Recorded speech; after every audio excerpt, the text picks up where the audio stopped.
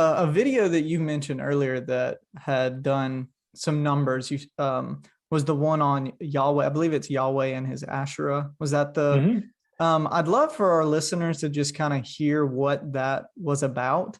And I'm just particularly interested in like, what are the implications when we kind of come across stuff like that, I guess, archaeologically, and what does that show us about the influence of ancient Near Eastern religion and just the influence of that in developments of how Yahweh was worshipped and eventually became viewed. Yeah, so we have a handful of texts in the Bible that refer to Asherah, and generally they use it as a reference to a cultic object of some kind. They say you can chop it down, you can burn it, so it seems to be like a wooden pole of some kind.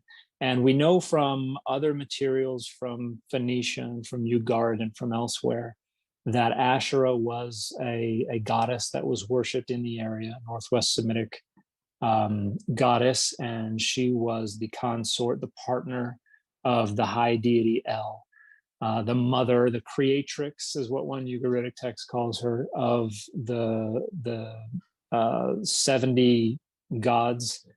And the texts of the Bible speak pejoratively about her and talk about how her cultic object was in the temple and that people were worshiping her under every green tree and all these things. And so we've always been aware that there was some worship of a goddess going on in early Israel, but the archaeological discoveries of the Ugaritic literature of some temples, some state-sanctioned temples, and some iconography makes it, as well as the advances in source and textual criticism, we have a better understanding of when some of these texts came together. And we see something interesting. We see that most of the texts, if not all the texts that have bad things to say about Asherah, all date to around the time of Josiah or after. And we have archaeological evidence suggesting that before the time of Josiah, the worship of a goddess seems to have been pretty normative. We cannot find any indication anybody had a hard time with it. We have temples that were likely run by Jerusalem, and we have a new one that we discovered in Tel Motzah that corresponds to the first temple. There's the one in Tel Arad that seems to have been decommissioned around the end of the 8th century, so just before around 700 BCE. And while everybody thought, oh, this was Hezekiah destroying the other temples, implementing the Deuteronomistic reforms or whatever, but it wasn't destroyed. The divine images were just laid on their side within the Holy of Holies, and then there were just 6 feet of dirt put over top. And so many scholars today believe Sennacherib, the Assyrian king, was coming in and was destroying city after city after city. And many folks think that they were hiding the temple to come back and recommission it later. And you have a big and a small incense altar. One of those incense altars may have been for Adonai, one may have been for Asherah. They found 2 different standing stones, but we think that only one was ever operative at a time. But the accumulation of data, we even have some inscriptions and some drawings from around 800 BCE that talk about Adonai and his Asherah. And one of them includes a drawing of a male and a female, and they are drawn using kind of stereotypical Bes imagery, and Bes was an Egyptian deity, but they use that imagery to represent different deities, so that's not incredibly unusual. Basically, the accumulation of data makes clear that in earliest Israel, God had a wife, and this wife was Asherah, and people worshipped Asherah. And it was not until likely around the time of Josiah that they decided, you know what, I kind of like it when everybody has to bring all their sacrifices to Jerusalem and all their offerings and all their money. It all gets funneled into Jerusalem where I live, kind of like this. So we're going to now make it mandatory. And we're going to, and then we come up with this is where Josiah finds the book of the law in the temple. He's like, I like the way this was working. Oh, I found a book of the law. Look, it says we should keep doing it this way. In fact, we're supposed to have been doing it this way the whole time. Imagine that. And so Deuteronomy kind of comes along at a convenient time and introduces a bunch of new things that were never a part of the other law codes that happen to serve Josiah's own structuring of power. And then you get into the exile, and some of the earlier history was likely rewritten to reflect, to suggest, we know they were doing this stuff back then.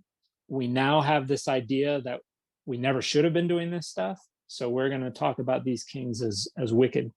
And we're going to say they did not follow after Adonai, when in reality, they most likely were worshiping Adonai alongside Asherah. And nobody had a problem with it at the time. And this is another indication that Israel did not suddenly come out of nowhere ex nihilo with this entirely unique perspective on deity, but rather that it grew out of the same ideas everybody else had.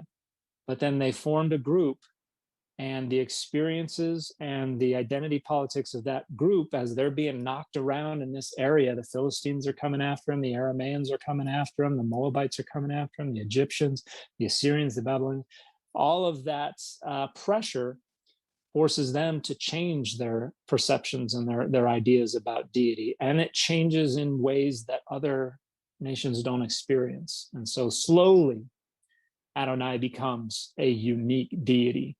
And then during this whole time, their authority, their purview is limited to Israel. You can't worship Adonai outside of Israel. So Naaman, the Syrian king, what does he do when he wants to worship Adonai back in Syria? He takes a chunk of Israel back with him, 2 cartloads of Israelite soil, so that he can worship Adonai on Israelite soil. And then you have the exile, and you have Judeans in Babylon who don't know what to do. How can we sing the songs of Adonai in a foreign land? And then we get this change in how they viewed God. God was no longer just confined to Israel. God is now universalized. And this is what I have argued in a 2018 paper that Psalm 82 is doing. Calls the divine council, I'm got a lawsuit against you all. You're wicked. You're letting the foundations of the earth be rocked. You're all going to die like men. Get out of here. And then at the very end, the psalmist says, rise up, O God, for you will inherit all nations. And then the next psalm calls Adonai most high over all the earth. So I argue that this is the exilees arguing for Adonai taking over direct rule of all the nations, and in this way making it possible for Adonai to be accessed in Babylon by the Judahites who could not access them before. So, but yeah, I would suggest that it's more accurate to think of the God of Israel as becoming a unique, exclusive sole deity over the course of time, rather than suddenly showing up that way.